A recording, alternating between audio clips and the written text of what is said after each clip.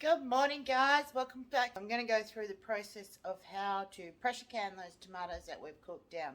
Because my can is cold, I'm going to start off with my ingredients cold and into cold jars. And then I'll bring my pressure canner up to the heat while everything is in there. So when you're canning, whether it be water bath canning, using any type of canner, if your ingredients is cold, put it into cold jars and into cold water.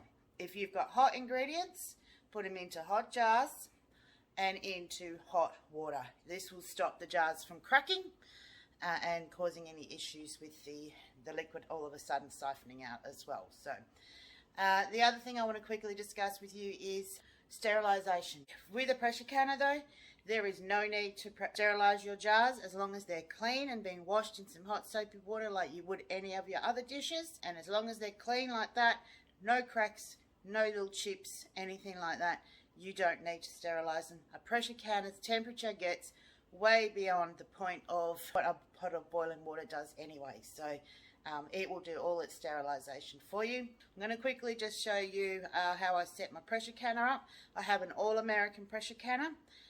This is a really big one, but it fits the size 27 Vacola jars in them. But today I'm going to be working with the 31s. These are about equivalent to 2 cans of a tin tomato. This gives several safety mechanisms. Basically, when the lid goes on, you turn it and slot it into place, and on here there is some little slots here that hold the lid in place, and then you have the screw top as well, which holds the lid down as well. There are 6 of these around, so all 6 would have to fail before this lid would come shooting off. Now this one has a gauge and it also has the weight as well, which you put your required amount of weight, and this thing will just jiggle away as you're cooking. I generally use the weight and not so much the gauge. I do use the gauge so I can gauge how long it's taking to get up to pressure. It also has on the top here this is a relief valve. When it gets over 20 plus pounds, if it gets to that, this will blow out and it will release all its pressure. So the chances of this canner actually blowing up in my kitchen are very, very minimal. So in my pressure canner here, in the bottom here, I have my trivet, which is this thing, just keeps everything off the bottom. This comes with 2, this one. So if I was using lids that didn't have the clips on top, I could double stack. I have 5 litres of water in the bottom of this one. That's what this unit requires. You need to check your unit for what it requires. And so into that, I will put my jar. This specific model as well is also a gasket-free one. I don't have to replace gaskets. The gauge themselves, you're supposed to have them checked every year. I don't think there's anywhere here in Australia that I can get it done. This specific pressure canner, because it doesn't have the seal, I need to put some oil around the top rim before I put the lid on. So just use a bit of paper towel, tip some oil onto it, and then just run it around the rim of the top here. This just helps with the sealing and the lid going on nice and smoothly. Also, same on the top.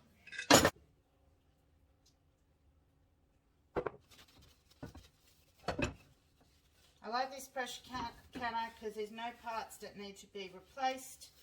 It means I don't have to rely on making sure I have extra parts or anything like that around. So I'll put the lid on, twist it into place, and when you put these little logs, you put them on loosely and you do the opposite of each side. Do them up nice just so that they don't fall down, and then you slowly come back around again and start tightening them. This will help the lid stay in place, sit evenly, because if it's too uneven, it may not seal properly, so you may not actually get up to the correct pressure.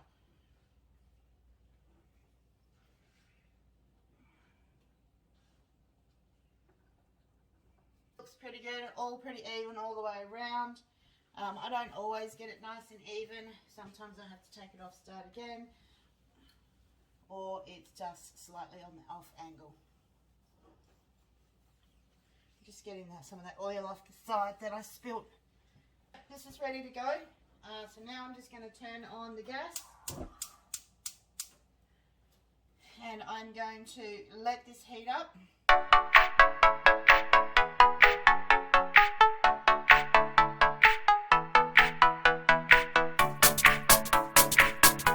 I'm going to discuss this with you very simply. Take your time with your pressure canner.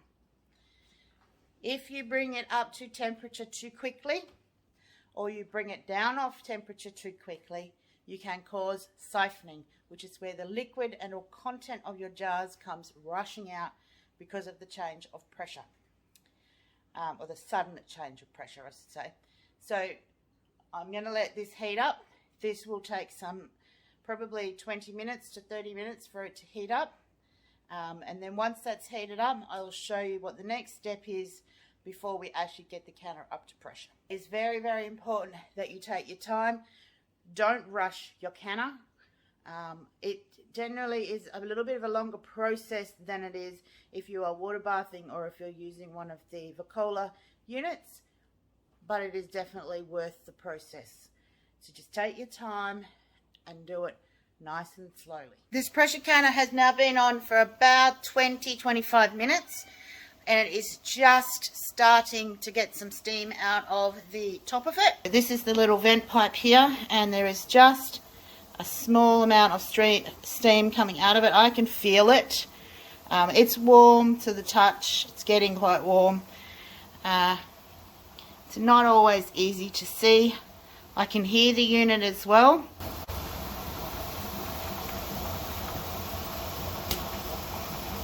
Alright, so this is the stage where we now need to put a timer on for 10 minutes and vent the canner. So the purpose of venting the canner for 10 minutes is to let all the air out of the canner unit itself. So I'll put a timer on for 10 minutes, and after 10 minutes I'll then put my weight on top of it, and I'll show you how I'm going to do that, and then I'll let you know how long we're going to process these tomatoes for.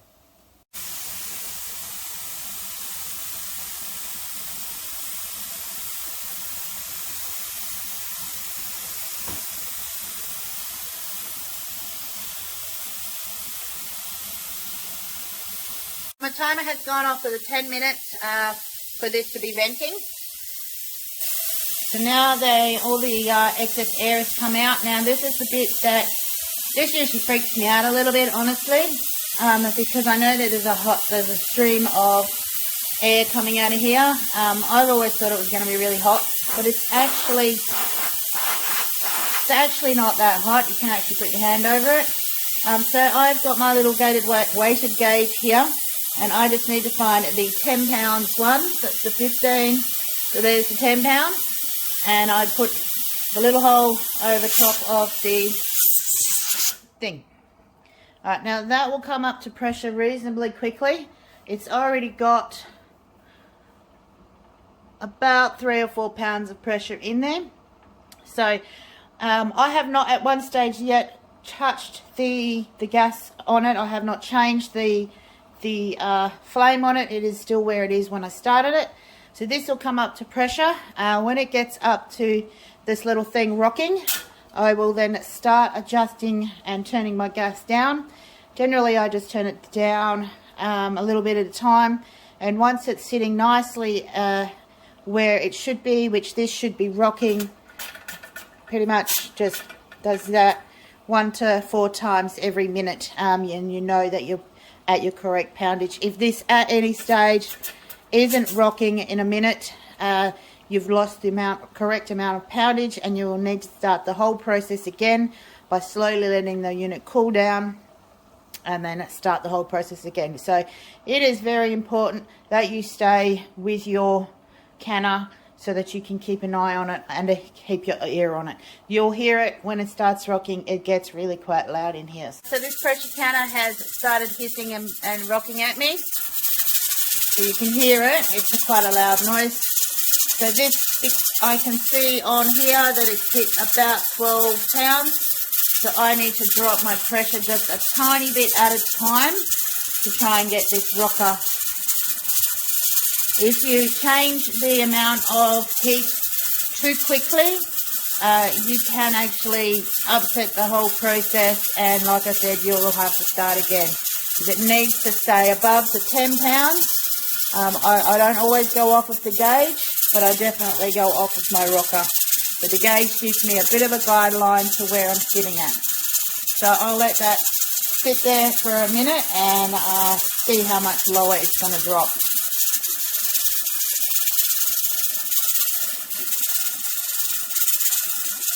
So the gauge is meant to stop rocking and then start rocking and then stop rocking. So the rocking action is exactly what it's doing at the moment. I call it its little jiggly dance. But because of my gas stove, I generally can't get it to do that. Now it is perfectly fine for it to be over pressure when you're doing this, but it is not fine for it to drop under pressure. So I'm just going to slowly adjust that until I can get it to where I need it to be. It does take time to get this part of the process. So if you can do a dry run with nothing in it and try it that way to see if you can adjust and find where the perfect sweet spot on your stove is. At this point, if it does drop below the pressure while you're adjusting it, that's okay. Just turn it back up a little bit because you don't start your timer until you've got your pressure at the exact place you need. If you do find that it does start to not rock as much as it should during the processing, but it hasn't come under pressure, just turn your gas back up a little bit again. Just adjust it as you need it during the process.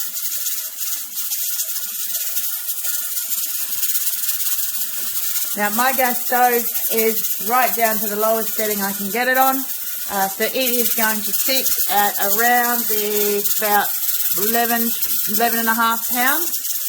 So I'm going to leave it at that. I'm happy and know that it's not going to drop underneath that. So guys, if you can't get your canner come down to 10 pounds and it sits slightly above, that is perfectly fine. Let it go. Alright, so now I'm going to start a timer. The amount of time for my altitude and poundage here for my tomatoes is I am checking my book to make sure for crushed tomatoes for 10 pounds at 0 to 1,000 feet is 15 minutes. So I'm going to put a timer on for 15 minutes.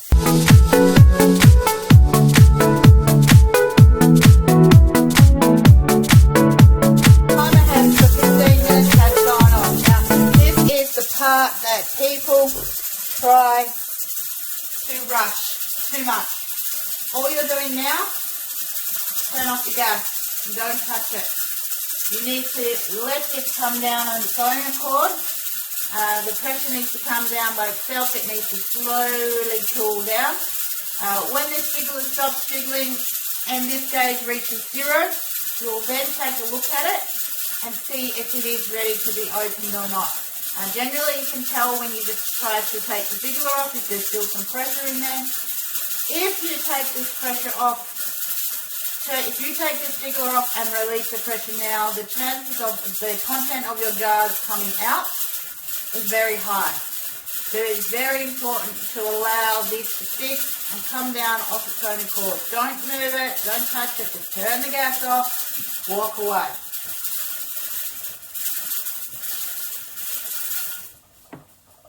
So you can see it, hear it now, the pressure's coming down.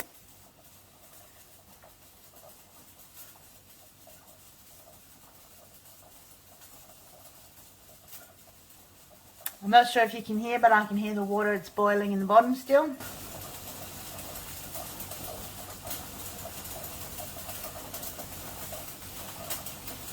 But it's very, very important that you let the canner come down off pressure all by itself. Do not try to assist it or hurry it up. Unit has been sitting here for about 10 minutes now. You can see that it's still got pressure. You can probably hear it.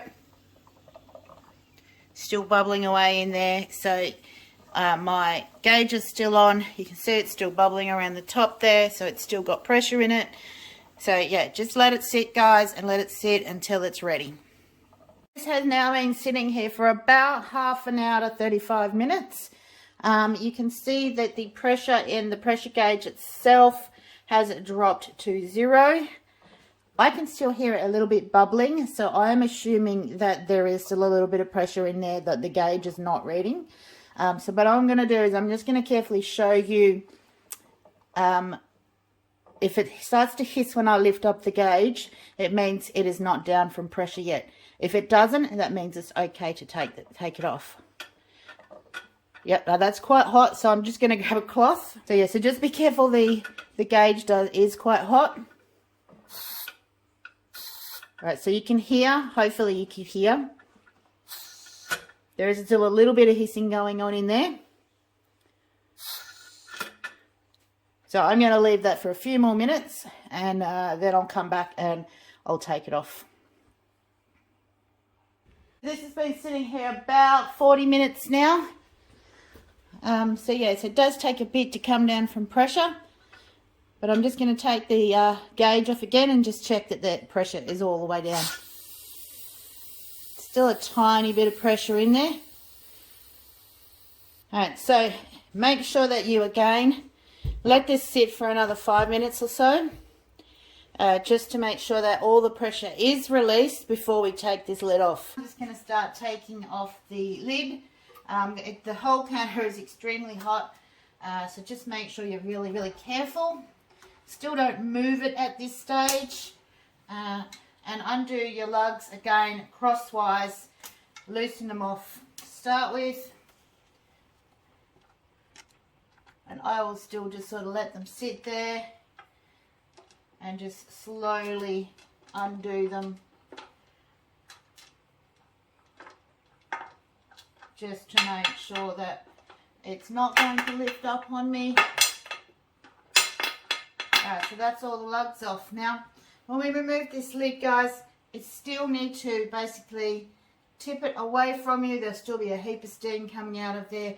So just let the lid sit ajar so that it cools down that little bit more.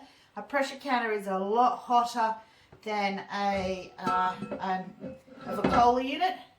So just let it sit there like that for probably another 5 minutes or so, and just to let let everything cool down that little bit more before you take them out. I'm going to take the lid off again. Just remember, it is still a very hot unit. So it looks good in here. I've had a little bit of siphoning by the looks of it, just from the colour of the water being a bit murky. But other than that, I would say it's pretty good. So now, most of the time I use these lifters to lift jars, but I'm finding with the size 31s that this is not long enough, so I need to try and find a longer handled one, and it will put pressure on the lid and the seals. So when I bring the 31s out of whatever I'm bringing them out of, I just get 2 cloths, fold them up so that I can manage them. And then I will just pick up each jar without actually holding onto it by the lid. It is a bit of a art form to do it. And I use the second one to hold the jar while I'm moving it. So picking it up is you're kind of holding around the base here without actually putting pressure onto the lid. Now you can see that this is nicely bubbling away there still, looking awesome. So this jar will now go and sit on that mat I set up, leaving the clip on and leaving this for 12 to 24 hours. So I'll now just use this one just to hold, to make sure I don't drop it on the way over there.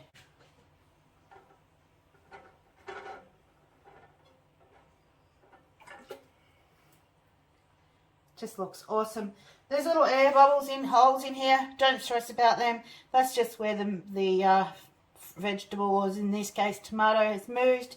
It may close up, it may not, but you can see all the air is still bubbling out, so there's no need to worry about that kind of thing. So you can see the colour of my water is a little bit off, which means either there was tomato on the outside of the jar or I've had a small amount of siphoning into the water. That is very little amount of siphoning that I've had happen there, so that's really good. So now once you've put these jars in the place that you want to put them, leave the clips on them. Once you've put them down, don't move them again, leave them there to cool completely, which will take 12 to 24 hours. So tomorrow morning I'll come and have a look, give them a feel and see if they're completely cool. If they are, then I'll take the clips off, lift the jar up by the lid and see if the lid stays on the jar. So I have them sitting here on my little mat. Animals can't get to them. The kids won't touch them because they're not in their way at all. There's no direct breeze running through them as long as the door's closed. Still nicely bubbling away there. They will take their time to cool down.